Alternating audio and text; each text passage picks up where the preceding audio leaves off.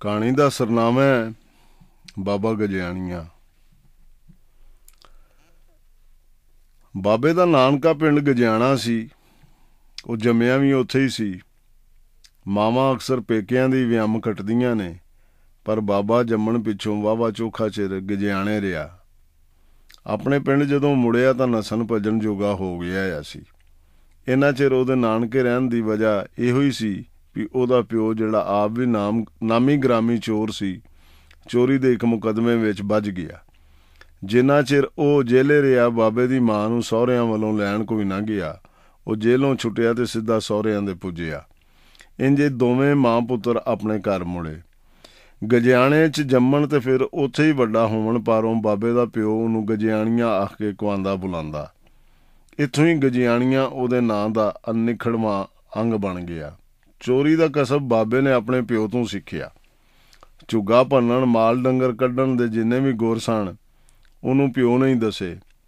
ਨਸਣ ਟੱਪਣ ਤੇ ਡਾਂਗ ਸੋਟਾ ਵਰਤਣ ਦੀ ਜਾਚ ਉਹਨੇ ਆਪ ਸਿੱਖੀ। ਕੌਡੀ ਤੇ ਭਲਵਾਨੀ ਦਾ ਵੀ ਚੰਗਾ ਚੋਖਾ ਜਾਣੂ ਸੀ।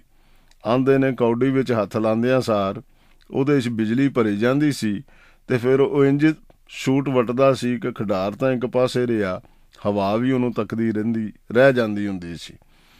ਉਹਨੇ ਮੇਲਿਆਂ ਛਿੰਝਾਂ ਉੱਤੇ ਕਿਸੇ ਇੱਕ ਪਾਸਿਓਂ ਲੀੜੇ ਲਾਹ ਕੇ ਪਿੰਡ ਵਿੱਚ ਨਿਕਲਣਾ, ਦੂਜੇ ਪਾਸੇ ਨੇ ਖੇਡਣ ਤੋਂ ਇਨਕਾਰੀ ਹੋ ਜਾਣਾ, ਕਿਉਂ ਜੇ ਜਿਹੜੇ ਪਾਸੇ ਰਾਮੂ ਗਜਿਆਣੀਏ ਨਿਕਲ ਪੈਣਾ ਉਹਦੀ ਜਿੱਤ ਪੱਕੀ ਹੋ ਜਾਂਦੀ ਸੀ।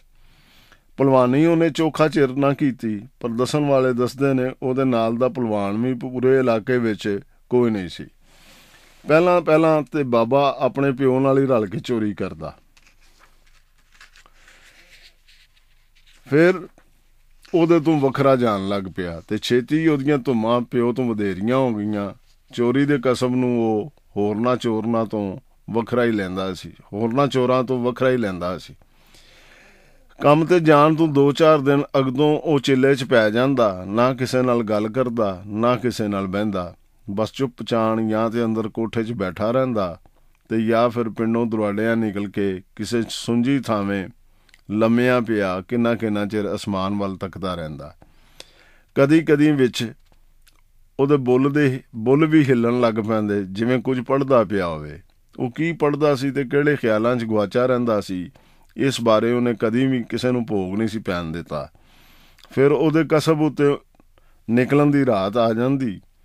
ਉਸ ਰਾਤ ਦੀ ਸ਼ਾਮ ਨੂੰ ਹੀ ਪਿੰਡਾਂ ਗਰਾਵਾਂ ਦੇ ਸਿਆਣੇ ਬੰਦੇ ਸਿਆਣ ਲੈਂਦੇ, ਲੱਗਦਾ ਪਿਆ ਹੈ ਵੀ ਇਹ ਰਾਤ ਗਜਿਆਣੀਏ ਦੀ ਏ। ਅਗਲੇ ਜਾਂ ਤੀਜੇ ਚੌਥੇ ਦਿਹਾੜੇ ਪਿੰਡ ਦੀ ਲਹਿੰਦੀ ਗੁੱਠੇ ਪੁਰਾਣੇ ਦਰਬਾਰ ਦੀ ਚੁਖੰਡੀ ਵਿੱਚ ਗਜਿਆਣੀਆਂ ਦੁਪਹਿਰਾਂ ਤਾਈਂ ਸੁੱਤਾ ਪਿਆ ਹੁੰਦਾ ਤੇ ਪੰਜਾਬ ਵਿੱਚ ਕਿਧਰੇ ਨਾ ਕਿਧਰੇ ਖੋਜੀ ਪੁਲਿਸ ਨੂੰ ਦੱਸਦੇ ਪਿਆ ਹੁੰਦੇ, ਇਹ ਖੋਰਾ ਗਜਿਆਣੀਏ ਦਾ ਹੈ, ਪਿੰਡ ਦੇ ਦਿਵਾਲਿਓਂ ਇਹਨੇ ਅਗਾਂਹ ਕਿਤੇ ਨਹੀਂ ਜੇ ਟੁਰਨਾ। ਬਾਬੇ ਗਜਿਆਣੀਏ ਦਾ ਵਾਅਦਾ ਸੀ ਵੀ ਉਹ ਲੋਹੇ ਦੀ ਕੰਧ ਨੂੰ ਵੀ ਸੰਨ ਲਾ ਸਕਦਾ ਸੀ ਤੇ 100 ਬੰਦੇ ਦੇ ਘੇਰੇ ਵਿੱਚੋਂ ਵੀ ਡੰਗਰ ਕੱਢ ਕੇ ਟੋਰ ਸਕਦਾ ਸੀ। ਪੱਕੀ ਤੋਂ ਪੱਕੀ ਕੰਧ ਵਿੱਚੋਂ ਵੀ ਇੰਜ ਟਾਕੀ ਕੱਢ ਲੈਂਦਾ ਸੀ ਜਿਵੇਂ ਕੰਧ ਨਾ ਹੋਵੇ, ਕੋਈ ਹਦਵਾਣਾ ਹੋਵੇ। ਉਹਦੀ ਸਭ ਤੋਂ ਮਸ਼ਹੂਰ ਚੋਰੀ ਕਿਲੇ ਦੀ ਸੀ। ਕਿਸੇ ਮਿਹਣਾ ਮਾਰਿਆ, ਗਜਿਆਣੀਆਂ ਐਡਾ ਜੂ ਚੋਰ ਏ ਤੇ ਕਿਲੇ ਵਿੱਚ ਗਜਿਆਣੀਆਂ ਐਡਾ ਜੂ ਚੋਰ ਏ ਤਾਂ ਕਿਲੇ ਵਿੱਚ ਲੁਕੇ ਹਾਂ। ਬਾਬੇ ਸੁਣਿਆ ਤੇ ਉਹਨੂੰ ਇਹ ਮਿਹਣਾ ਲੜ ਗਿਆ ਤੇ ਫਿਰ ਉਹਨੇ ਕਿਲੇ ਵਿੱਚ ਚੋਰੀ ਕਰਕੇ ਵਿਖਾ ਦਿੱਤੀ। ਆਂਦੇ ਨੇ ਬਾਬਾ ਗੋਹ ਦੀ ਪੂਛਲ ਨਾਲ ਰਸਾ ਬੰਨ੍ਹ ਕੇ ਮੋਲੜ ਸ਼ਾਹ ਵਾਲੇ ਪਾਸਿਓਂ ਸੰਗੀਆਂ ਸਣੇ ਕਿਲੇ ਤੇ ਜਾ ਚੜਿਆ ਤੇ ਰਾਣੀ ਦੀਆਂ ਟੂਮਾਂ ਕੱਢ ਲਈਆਂ ਸੋ। ਪਾਰਵਾਂ ਨੂੰ ਲਾਦ ਹੋ ਗਈ। ਉਹਨਾਂ ਰਸੇ ਵਾਲੀ ਥਾਂ ਜਾ ਮੱਲੀ। ਬਾਬੇ ਨੇ ਜਦੋਂ ਉਥੋਂ ਨਿਕਲਣ ਦੇ ਸਾਰੇ ਰਾਹ ਬੰਦ ਡਿੱਠੇ ਤਾਂ ਸੰਗੀਆਂ ਦੇ ਕੰਨਾਂ ਵਿੱਚ ਵਾਰੀ ਇੱਕ ਗੱਲ ਸਮਝਾਈ ਤੇ ਫਿਰ ਉਹ ਸਾਰੇ ਜਣੇ ਪੀੜੀਆਂ ਲੈ ਕੇ ਕਿਲੇ ਤੋਂ ਗਗੜਿਆਂ ਦੀਆਂ ਝੁੱਗੀਆਂ ਵਾਲੇ ਪਾਸੇ ਛਾਲਾਂ ਮਾਰ ਗਏ। ਪਾਰਵਾਂ ਨੇ ਉਹਨਾਂ ਉੱਤੇ ਗੋਲੀਆਂ ਦਾ ਮੀਂਹ ਵਰਾ ਦਿੱਤਾ, ਪਰ ਉਹ ਨਿਕਲ ਗਏ। ਬਾਬੇ ਦੇ ਮੋਢੇ ਦਾ ਜੋੜ ਖਜਕਣ ਤੋਂ ਅੱਡ ਕਿਸੇ ਨੂੰ ਮਾੜੀ ਜਿਹੀ ਝਰੀਟ ਵੀ ਨਾ ਆਈ। ਗੱਲਾਂ ਤੇ ਬਾਬੇ ਦੇ ਕਾਰਨਿਆਂ ਦੀਆਂ ਬੇਅੰਤ ਸਨ। ਪੂਰੀ ਜ਼ਿੰਦਗੀ ਉਹਦੀ ਵਿੱਚ ਇੰਨੇ ਕੁ ਕਾਰਨੇ ਸਨ ਕਿ ਦਫ਼ਤਰਾਂ ਦੇ ਦਫ਼ਤਰ ਭਰੇ ਜਾਣ ਤੇ ਤਾਂ ਵੀ ਨਾ ਮੁੱਕਣ। ਸਭ ਤੋਂ ਵੱਧ ਸਵਾਦ ਦੀ ਗੱਲ ਇਹ ਹੀ ਏ ਵੀ ਬਾਬੇ ਨੇ ਕਦੀ ਚੋਰੀ ਕੀਤਾ ਮਾਲ ਮੋੜਿਆ ਨਹੀਂ ਸੀ। ਪੁਲਿਸਾਂ ਨੇ ਜਿੱਥੋਂ ਤਿੱਕਰ ਲੱਗਣੀ ਵਾਹ ਲਾ ਵੇਖਣੀ, ਪਰ ਹਰਾਮ ਏ ਜੇ ਉਸ ਕਦੀ ਤੀਲਾ ਵੀ ਵਰਤਾਇਆ ਹੋਵੇ ਤੇ।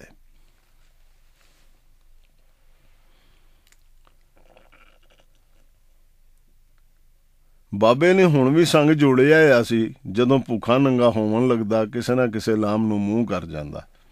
ਉਹਦੇ ਸੰਗ ਵਿੱਚ ਉਹਦਾ ਇੱਕੋ ਇੱਕ ਪੁੱਤਰ, 2 ਜਵਾਈ ਤੇ ਇੱਕ ਮਾਲੂ ਸਾਈ ਸੀ ਜਿਹੜਾ ਉਹਨੂੰ ਗੁਰੂ ਮੰਨਦਾ ਸੀ ਤੇ ਬੜੇ ਵਾਸਤਿਆਂ ਤਰਲਿਆਂ ਨਾਲ ਉਹਦਾ ਚੇਲਾ ਹੋਇਆ ਸੀ। ਇਹ 4 ਤੇ 5ਵਾਂ ਉਹ ਆਪ।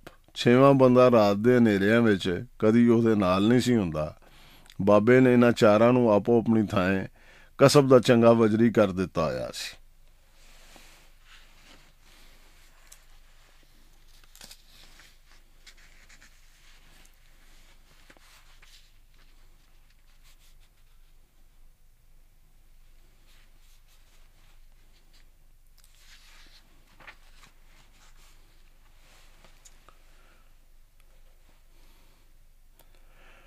ਉਹ ਸ਼ਾਮ ਮੈਨੂੰ ਪੂਰੀ ਜ਼ਿੰਦਗੀ ਨਹੀਂ ਭੁੱਲਣੀ। ਮੈਂ ਕਿਸੇ ਜ਼ਰੂਰੀ ਕੰਮ ਲਈ ਨਾਨੇ ਦੇ ਘਰ ਗਿਆ ਤੇ ਅੱਗੇ ਨਾਨੇ ਕੋਲ ਬਾਬਾ ਗਜਿਆਣੀਆਂ ਬੈਠਾ ਆਇਆ ਸੀ।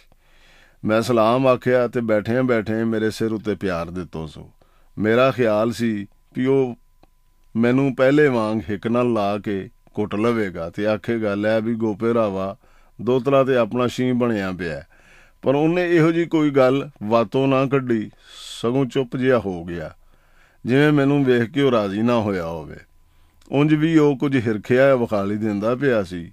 ਮੈਂ ਕੋਲ ਬਹਿ ਕੇ ਉਹਦੀਆਂ ਗੱਲਾਂ ਸੁਣਨੀਆਂ ਚਾਹੁੰਦਾ ਸਾਂ, ਉਹਦੇ ਤੋਂ ਕਈ ਕੁਝ ਪੁੱਛਣਾ ਚਾਹੁੰਦਾ ਸਾਂ, ਉਹਨੂੰ ਵੇਖਣਾ ਚਾਹੁੰਦਾ ਸਾਂ।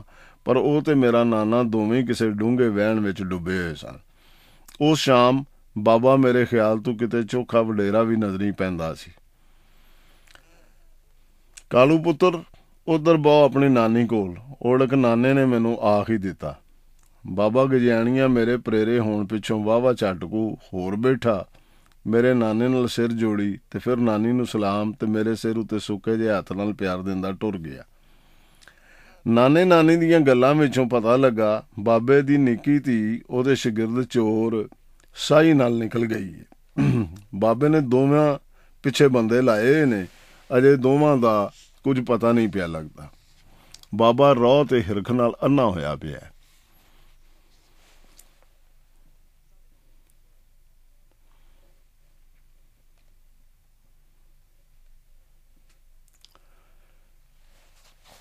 ਮੈਂ ਘਰ ਪਰਤ ਕੇ ਆਪਣੀ ਮਾਂ ਨੂੰ ਕਥਾ ਸੁਣਾਈ ਤਾਂ ਉਹਨੂੰ ਵੀ ਹਿਰਖ ਲੱਗ ਗਿਆ। ਘੜੀ ਮੁੜੀ ਇਹੋ ਹੀ ਆਖੇ, ਮਾਲੂ ਨੂੰ ਤੇ ਸਾਬੋ ਨੂੰ ਇੰਜ ਨਹੀਂ ਸੀ ਕਰਨਾ ਚਾਹੀਦਾ। ਮਾੜਾ ਕੀਤਾ ਨੇ, ਹੁਣ ਵੇਖੋ ਕੀ ਬਣਦਾ।